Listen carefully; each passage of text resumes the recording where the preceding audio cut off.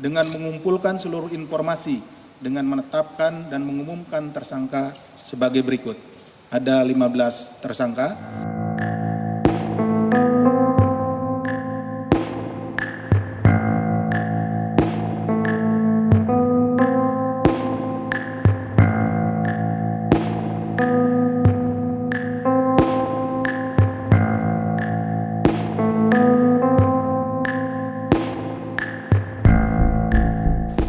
Terkait dengan penanganan perkara pidananya, sudah menjadi komitmen bagi KPK untuk melakukan perbaikan internal khususnya di lingkungan rutan cabang KPK.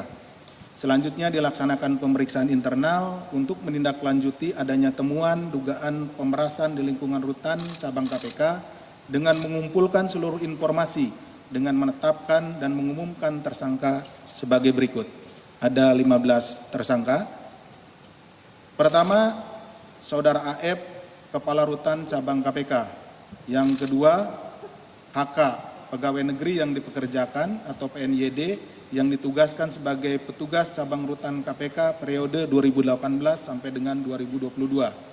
Ketiga, DR, PNYD, Pegawai Negeri yang dipekerjakan yang ditugaskan sebagai petugas pengamanan dan PLT Kepala Cabang Rutan KPK periode tahun 2018.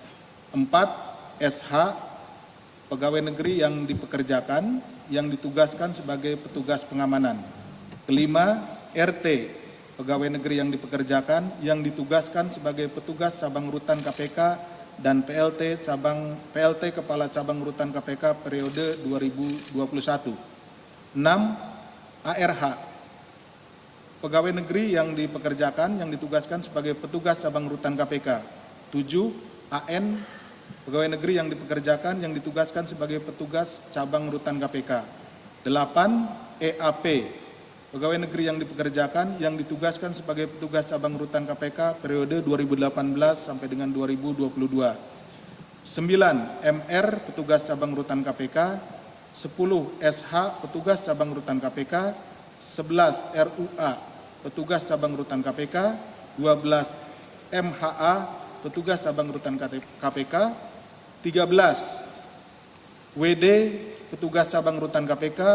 14. MA, Petugas Cabang Rutan KPK. Dan 15. RR, Petugas Cabang Rutan KPK.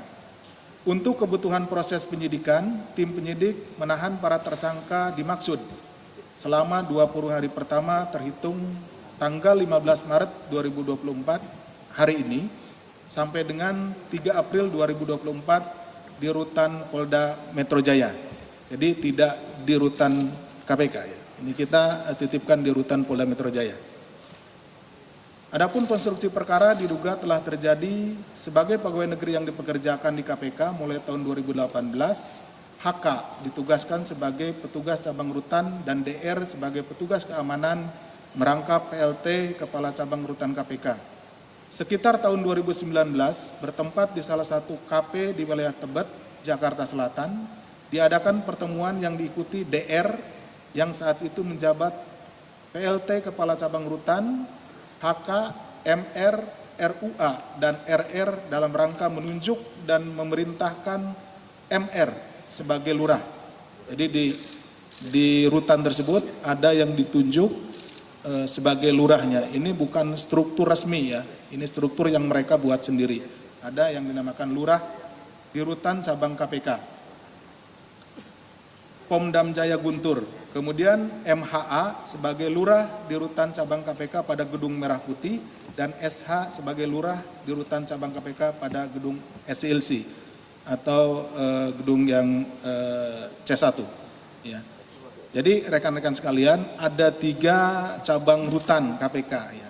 4 kalau dengan yang baru-baru ini, tapi di tahun tersebut tahun 2019 ada 3.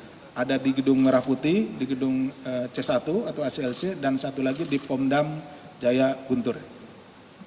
Berlanjut hingga tahun 2020 terjadi pergantian komposisi personel lurah. Jadi lurah-lurahnya itu kemudian di tahun 2020 berganti. Di antaranya saudara WD, MA, RR, dan RUA.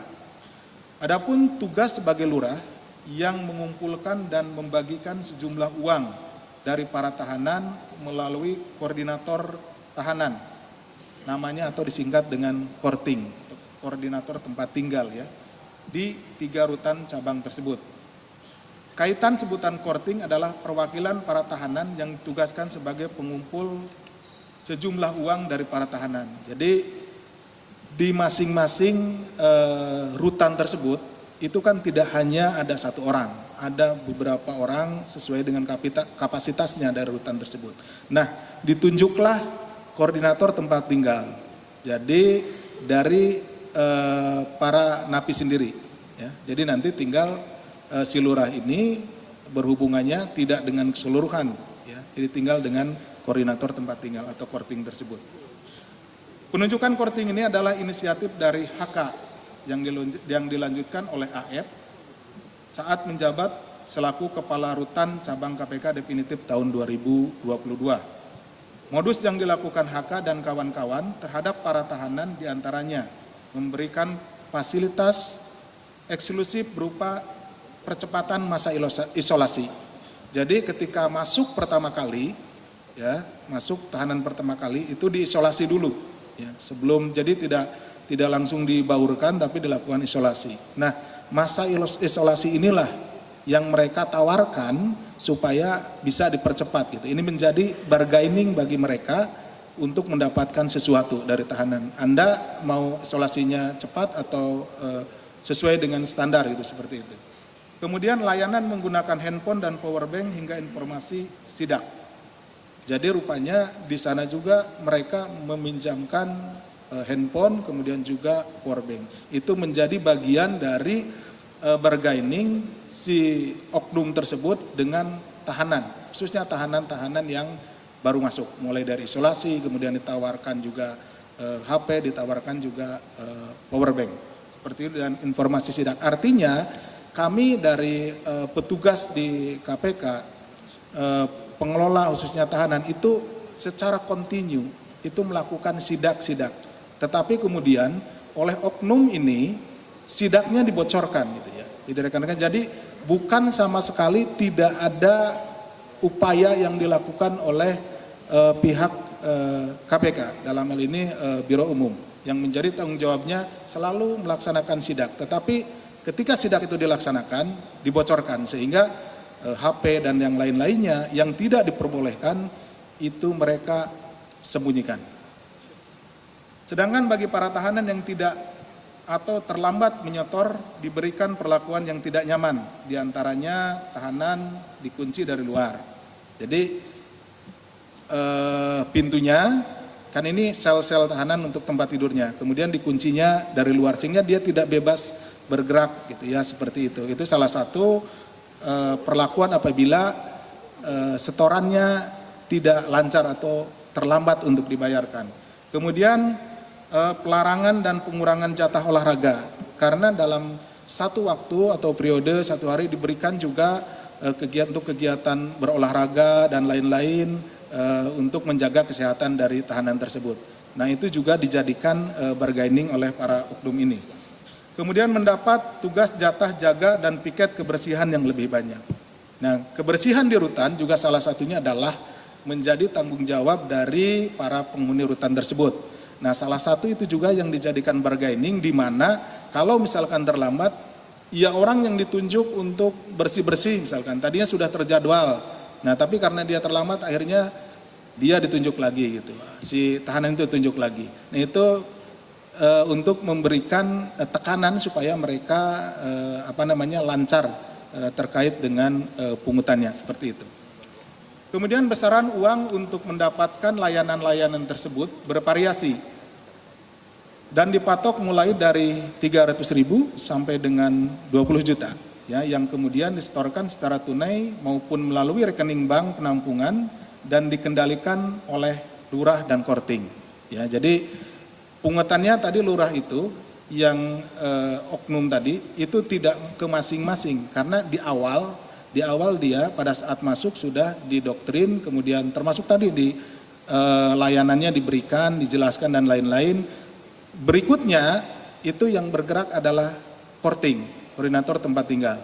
Jadi nanti korting itu yang melaporkan, sehingga memang ini sudah dibuat terstruktur gitu ya. Mulai dari tadi di tahun 2019 ditunjuknya lurah di 3 tempat, kemudian ditunjuknya korting. Kemudian disetorkan secara tunai maupun melalui rekening bank, penampungan dan dikendalikan oleh lurah dan korting.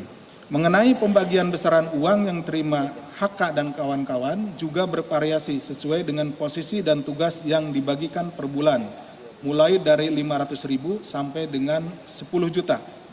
Nah inilah kenapa rekan-rekan mungkin juga sekaligus bertanya-tanya, yang dikenakan etik sekitar 78 orang dan yang dikenakan pidana sampai saat ini adalah 15 orang. Jadi ini adalah kelompok-kelompok yang memang sejak awal memiliki mereka berkumpul dan kemudian memiliki niat jahat, bersepakat untuk melakukan kejahatan tersebut gitu.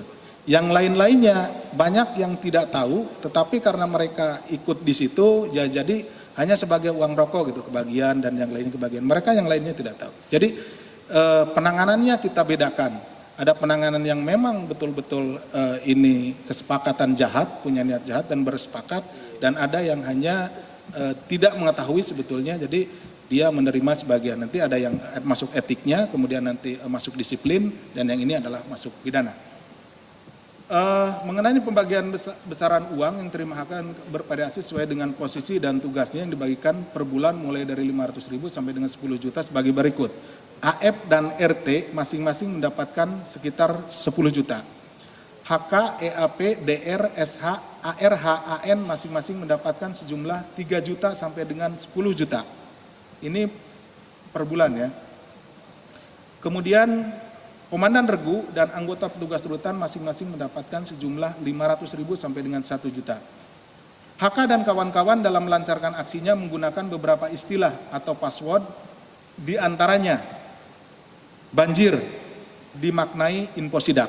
Jadi kalau ada disampaikan banjir, karena ada banjir, oh itu berarti mau ada sidak. Semua yang ada di tahanan itu mengetahui dan itu harus sudah segera membereskan semua yang ada, misalkan HP, rokok, dan lain-lain yang tidak diperbolehkan dibereskan. Kalau ada kode banjir. Kemudian kandang burung dan pakan jagung dimaknai sebagai transaksi uang. Jadi pakan burungnya mana? Belum sampai gitu, belum ada. Oh berarti dia iurannya belum sampai, belum ada. Seperti itu. Kemudian botol dimaknai sebagai handphone dan uang tunai. Misalkan botolnya mana gitu. Nah ini uang tunai itu. Jadi menggunakan istilah-istilah yang memang itu diciptakan oleh mereka sendiri dan hanya diketahui di antara mereka. Rentang waktu 2019 sampai dengan 2023, besaran jumlah uang yang diterima HK dan kawan-kawan sejumlah 6,3 miliar dan masih akan dilakukan penelusuran serta pendalaman kembali untuk aliran uang maupun penggunaannya. Ini baru tahap awal di penyidikannya, jadi rekan-rekan harap sabar. Kita juga sedang melakukan pendalaman dan juga mengejar kemana uang-uang tersebut mengalir. Tersangka AF dan kawan-kawan disangkakan melanggar pasal 12 huruf E Undang-Undang Republik Indonesia nomor 31 tahun 99 tentang pemberantasan tindak pidana korupsi, sebagaimana telah diubah dengan Undang-Undang Republik Indonesia nomor 20 tahun 2001 tentang perubahan atas Undang-Undang nomor 31 tahun 99 tentang pemberantasan tindak pidana korupsi junto pasal 55 ayat 1 ke 1 KUHP. Demikian yang bisa kami sampaikan. Terima kasih.